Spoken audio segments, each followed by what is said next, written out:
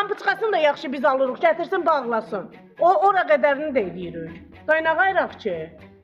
2 dənə ağacı pürdələ deyəndə heç kim eləmir. Başımızı aşanda ondan sonra gəlirlər ki, adam nə qədər deyər dərdin, o adam nə qədər... Heç mi bu boyda Azərbaycanda bizim dərdimizə əlac eləyən yoxdur, heç mi bizə baxan yoxdur? Bu boyda Azərbaycanda bizim dərdimizə əlac edən yoxdur. Şirvan şəhər Leytenant İbrahimovun adını daşıyan yataqxanada acınacaqlı durum davam edir. Media TV Azmedia qrupuna müraciət edən bina sakinləri bildirirlər ki, icra hakimiyyətində dəfələrlə olublar. Çox saylı müraciət ünvanlayıblar. Amma nə fayda? Müraciətlərinə əhəmiyyət verilmədiyini görən şəhərin sakinləri başçı Abbasov İlqar Namazoğluna mediamız üzərindən müraciət edirlər ki, bəlkə onların səsini səs verən tapılsın. Vətəndaşları təqdim edirik.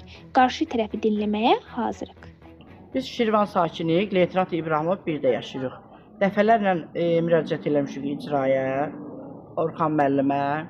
Bu həyətin daşı kəsəyi, heç olmasa bir maşın qrabil versin, nə bilim raquşka versin, bu uşaqlarımız oynasın. Valla baxın, bax çökəklərə daşla özümüz doldurmuşuq. Oturduğumuz yerə baxın, özümüz əlimizdə patrondan düzəldib oturuq. Bu şəraitdə kim yaşayır? Onlar yaşayar, onların xanımları yaşayar. Nə olar o stildə yaşayanda?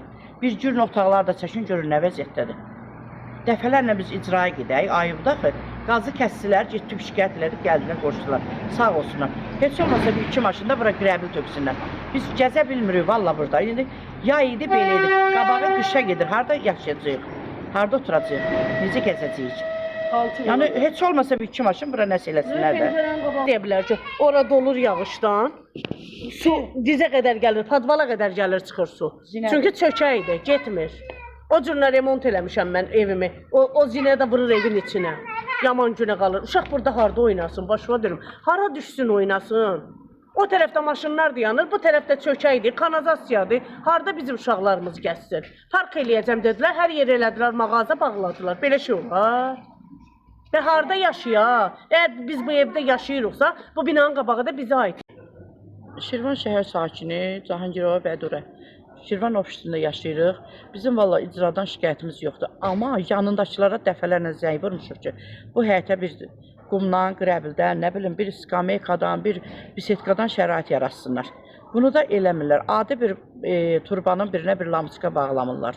Biz kimə müraciət eləyək? Yoldaş başçı, yoldaş icra başçısı İlqar bəy, İlqar müəllim. Sizdən xahiş edirik, yanınızdakiləri sirkələyin. Bu həyətə bir heç olmasa can yandırsın. Elə bilin ki, öz balalarınızın həyətidir.